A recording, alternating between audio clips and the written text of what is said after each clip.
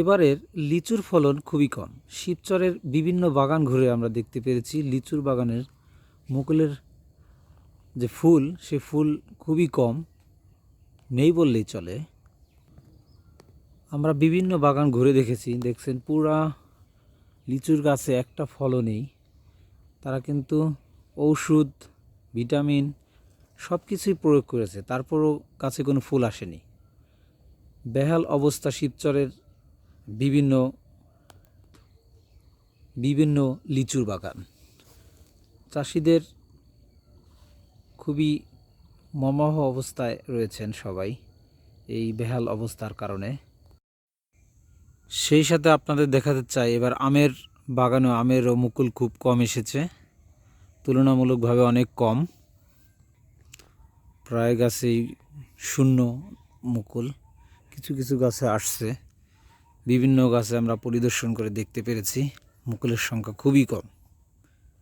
এরকম চলতে থাকলে এই শিবচরের আম বাগান আস্তে আস্তে বিলীন হয়ে যাবে, চাষিদের ভরাডুবি হবে।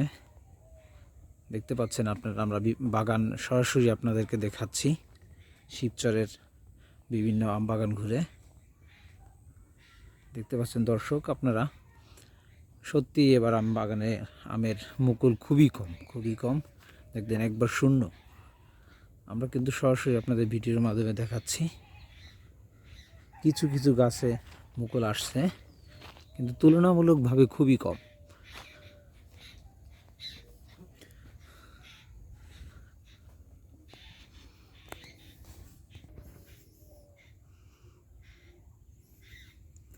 অনেকটাই কম এসেছে।